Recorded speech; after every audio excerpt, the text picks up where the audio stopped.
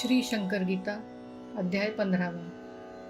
देखून महाराजांचे चरण भारावून गेलो मी त्यांना शरण. पाठीवर माझ्या थाप मारून महाराज पाहू लागले. थाप बसता पाठीवरी महाराज कृपेचीही पावती. चट दिशी कळली मज प्रती आनंद वाटला माझा. भागचरित्राचा जो लिहिला तो महाराज चरणी रुजू झाला. महाराजांना फार आवडला. साक्षी याची मिळाली. ज्याच्या पहा पाठीवर महाराज थाप मारणार त्यांचे कल्याण होणार नित्य अनुभवाची गोष्ट ही. पेंटर कडलासकरांची प्रमिला बारामतीस मावशीकडे गेली. तिथे भूताने झपाटली. भूत नाचू लागले. कधी ती आरडे ओरडे डोळे फिरवी इकडे तिकडे. नंतर ती बेशुद्धकडे घाबरून गेली मावशी. देवर्षी अनेक उपाय केले. सारे अगदी व्यर्थ केले. सोलापुरी तुझे आणून सोडले. सांगितले जे घडले ते. पेंटर भस्मेंना म्हणाले, माझ्या मुलीस भूक लागले. दाखव देवर्षीस भस्मे बदले. पेंटर मनी हादरले. महाराज आपण असताना इतरत्र हिंडण्याच्या काय यातना, कशाच कोणापुढे याचना. महाराज समर्थ असताना ऐसा केला त्यांनी विचार. दुसऱ्या दिवशी एका लग्नाला जावयाचं ते परगावला. पत्नी कन्येस आधी पाठवले. लग्नास जाऊ. लग्ना दिवशी ऐसा विचार करून मनाशी महाराजांच्या फोटोपाशी बसले दीप लावून. घरीवरून आले. पेंटरना कळवळून म्हणले, महाराजांना आपण समर्थ असताना भूत काढणे अशक्य का? तुम्हीच माझ्या मुलीला तारा अथवा तुम्हीच तिला मारा. तुमच्या मनास येईल तसे करा. नाव राखा वा बुडवा. ढसढसून पेंटर रडले. महाराजांचे स्तोत्र म्हटले. गुरुलीलामृत पारायण केले. नंतर गेले लग्नास. इकडे वऱ्हाडाच्या गोंधळात प्रमिला मोठमोठ्याने ओरडत, शंकर्या मी जाते मला सोड. मारू नकोस मजला रे. पळत वैशी बाहेर गेली. शंकर्या आता चालले रे मी. ओरडत बेशुद्ध पडली. बाधामुक्त झाली. गोंधळात झाला गोंधळ. हादरून गेले वऱ्हाड सकळ. तेवढ्यात पेंटर झाले दाखल. आनंद काय वर्णावा. हाक ऐकली महाराजांनी. वृत्त ऐकले सर्वांनी. कडलासकर गेले भारावून. म्हणाले, जय शंकर. एका बाईचे पाय आखडले. चालणे तिचे बंद झाले. तिने साईबाबास सांगितले. साईबाबा म्हणाले, जा शंकर महाराजांच्या दर्शनाला. दर्शनास येताच त्या बाईला व्याधीमुक्त झाल्याचा अनुभव आला. बाई अत्यंत हर्षली. उपासनी महाराज साकोरीत. योगीराज विदेही सुविख्यात. बुवाबाजी खटला कोर्टात त्यांच्यावरी राहिला. काही समाजकंटकांनी उपासनी महाराजास ठरविले. भोंदू मुनी गुंतविले त्यांना बुवा प्रकरणी. आनंदले कंटक. नगरचे क्षत्रिय वकील विख्यात. त्यांना महाराज सांगत, तुम्ही ही केस घेऊन हातात उपासनींना सोडवा. श्रोत्रिय म्हणाले, महाराजास मी दिवाणी असे वकील. क्रिमिनल केस ही असत कशी चालविता येईल? महाराज म्हणाले, श्रोत्रियास तूच चालवली पाहिजे ही केस. बंधून श्रोत्रियांनी महाराजास केस तुफान रंगवली. इतकी केस रंगवली जजांची मती गुंग झाली. प्रेक्षक मंडळी थक्क झाली. निर्दोष सुटले उपासनी. पाहून श्रोत्रियांची बुद्धिमत्ता अन आर्ग्युमेंटची कुशलता दिपून गेले सर्व अवलोकिता. ब्रिटिश सरकार अपार. समारंभपूर्वक ब्रिटिश सरकारने श्रोत्री यांचा सत्कार करून पदवी बार ॲट लॉ देऊनी गौरविले श्रोत्रिया. श्रोत्रियांनी जाणले अशक्य ते शक्य झाले. कोर्टात माझे जे भाषण झाले ते जाणीव मज मुळीच ना. कोर्टात महाराजाच बोलत अशक्य ते शक्य करत. श्रोत्रिय महाराज चरणे धरत प्रसन्न झाले. महाराज श्रोत्रियास महाराज विचारत, काय तुझं माग हवे असत? दत्त पादुका मज मेळाव्यात. श्रोत्रिय बदले लगेच. गाणगापुराच्या भस्मात महाराज हात घालत त्यातून पाषाण पादुका काढत श्रोत्रियांना दिल्याचं. अजूनही श्रोत्रियांच्या घरात दत्तपादुका उत्सव होतो. महाराज प्रभाव असा असत आतर्क्य अपूर्व अगाध. शेख अब्दुल रजाक बियाबानी. पोलीस खात्यात पोलीस असूनही धर्माचे ते असते ज्ञानी. पुणे शहरी वास्तव्य. साध्या वेशात बियाबानी. दर्शनास गेले एके दिनी. तू पोलीस आहे म्हणून महाराजांनी ओळखले. थक्क झाले बियाबानी. त्यांचे गुरु कोण हे सांगूनी. गुरुंनी दिलेला मंत्र महाराजांनी त्यांना म्हणून दाखवला. चकित बियाबानी झाले. त्यांनी महाराजांना ओळखले. महाराज प्रत्यक्ष अल्ला भले. उद्गार त्यांचे असतील. महाराजांच्या भव्यत्वाची माहिती अत्यंत महत्वाची. बियाबानी उत्स्फूर्तपणेशी आनंदाने सांगत. मालपाठकांना दर्शन होत राम कोराड यांच्या रूपात. क्षणात राम कोराड दिसत. क्षणात प्रत्यक्ष महाराज.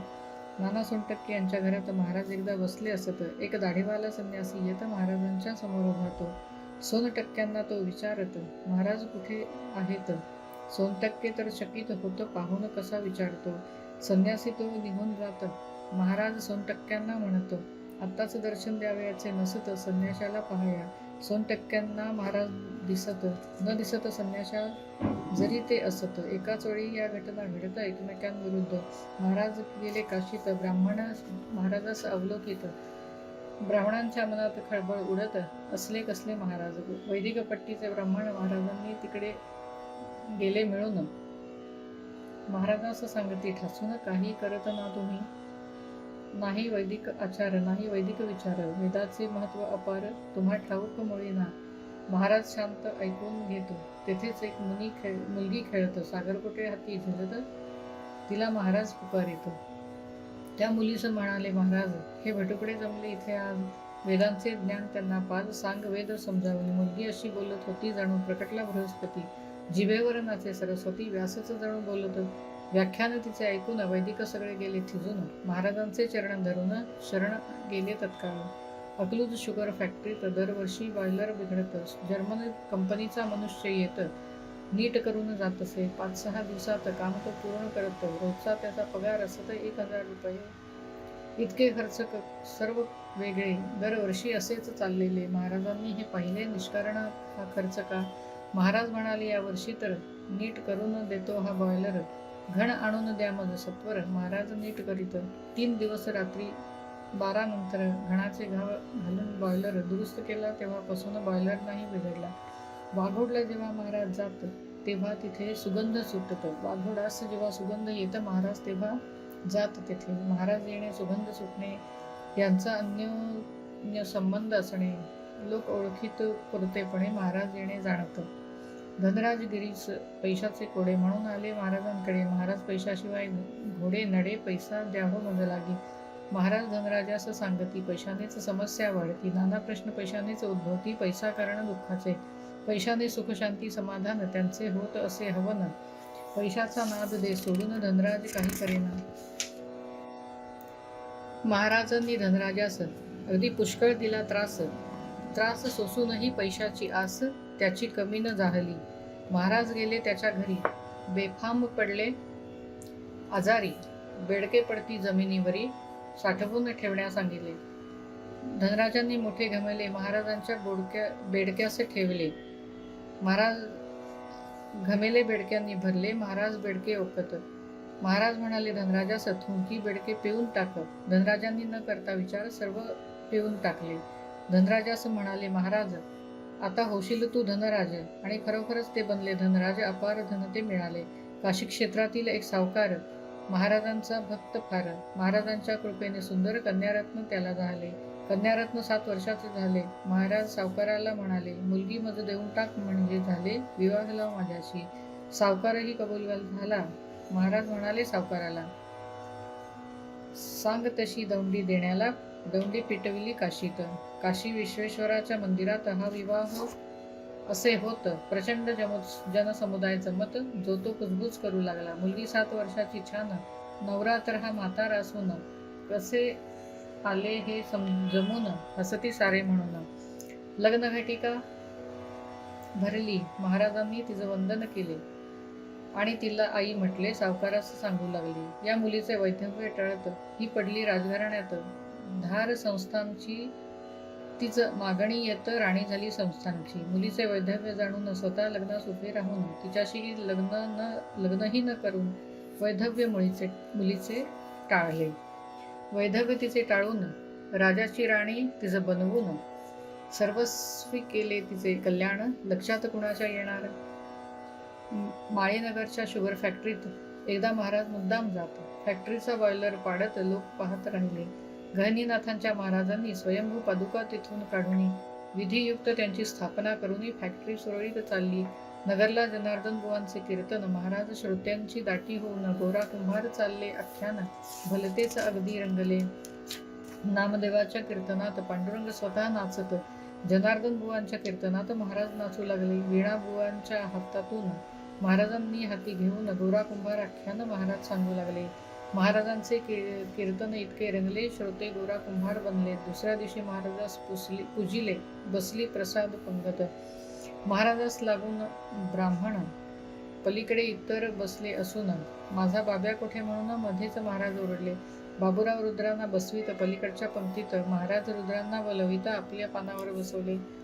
दुसऱ्या पानावर महाराज बसत सुरू झाली पंगत. महाराज सारे ओळखत पंक्ती प्रपंच ताठा हा महाराज विचार करती याचा उत्तरवू पंक्ती प्रपंच नक्षा. म्हणाले माझ्या घासात हा केस आला कोठून, सर्वांच्या पहा हातात केस दिसला घासात. पुढे महाराज रागावून म्हणत खडा घासात मज लागे, सर्वांच्या तेव्हा घासात खडा सर्वांना लागत. लोक झाले चकित अघटित हे पाहून. महाराज म्हणाले सर्वांना सारेच भक्त प्रिय मला, गरीब श्रीमंत जात बुरा भला, भेद मजपाशी नसेच. माझ्या भक्ताचा अपमान तो माझाच महान अपमान, कधी न करणार तो मी सहन, कळले ज्याचे त्यांनाच. पंक्ती प्रपंच करणारे सगळे महाराजास शरण आले. म्हणाले महाराज आमुचे चुकले, क्षमा करावी प्रभुवरा. शुभराय महाराज मठात एक बेकार हॉल असत, भस्मे बुवा रुद्र बसत, दादा फुलारी वगैरे या सर्वांनी ठरवले असत. अध्यक्षपद महाराजास देत. बेकार हॉलचे अध्यक्ष असत त्रिनेत्रधारी महाराज. लोडास महाराज बसत, भोवती सारे बसत. तेवढ्यात महाराज म्हणत पान सुपारी काढ बुवा. बुवांचे खिसे रिकामेच असत. बुवा लगेच उभे राहत, पोटाच्या खिशात हात घालत, सर्व खिसे भरलेले. बुवा अगदी चकित होत, खिसे तर सारेच रिकामे असत. लगेच पान सुपारीने कसे भरत, नवलच रवा वाटत असे. पान सुपारी चुनाकात, तंबाखू सारे भरपूर निघत. बुवा सर्व हे मध्ये ठेवत, बार भरती सर्व पदार्थ हे कुटून, भस्मे महाराजास देऊन. भस्मे काहीच न घेत, देत सर्व महाराजा. फिरावयाला जावयाचे असत, महाराज भस्मेंना बोलवित. त्यांच्या खांद्यावर महाराज बसत, जात फिरण्या नेहमी. भगवान रामचंद्रास हनुमान आपल्या खांद्यावर बसवून, आकाशात करी उड्डाण, तोच प्रसंग इथेही. असेच प्रसंग काही जुने, लेखणीस लिहावे वाटणे परी लेखणीवर काही बंधने, म्हणून एवढे पुरेच. भस्मे यांच्या खांद्यावर बसत महाराज वजन हलके करत, जशी पुष्पमाळ गळ्यात, भक्तास कष्ट न देता. रुद्र समाधी मठात राहत. एकदा थंडीचे दिवस असत. समाधीवर ठेवून हात कुडकुडत होते थंडीने. मध्यरात्रीस समाधीतून महाराज प्रत्यक्ष प्रकटून रुद्रांना कडकडून भेटून महाराज त्यांना म्हणाले, बाब्या चल फिरायला, सर्व देश दाखवतो तुला. बाबूराव म्हणाले महाराजांना, रात्र फार झाली, मी असता तुला कसली भीती, चरण धर माझे घट्ट अति. बाबूराव घट्ट चरणे धरती. हवेतून निघाले महाराज. जो जो महाराज उंच जाऊ लागले तो बाबूराव म्हणत राहिले, माझ्या पोटात ढवळू लागले, सोडा मला भूवर. संपूर्ण पृथ्वीची प्रदक्षिणा फिरवून आणले रुद्रांना. समाधीवर सोडून त्याच क्षणा महाराज अंतर्धान पावले. प्रत्यक्ष महाराज प्रकटले. पृथ्वी प्रदक्षिणे घडविले. पुन्हा समाधीवर सोडले. धन्यता रुद्रांची केवढी. देखून महाराजांचे तीक्ष्ण नयन, भारावून करून नमन. 15व्या अध्यायाचे लेखन या ठिकाणी संपले. संतवर्य योगीराज सद्गुरु राजाधिराज श्री शंकर महाराज की जय.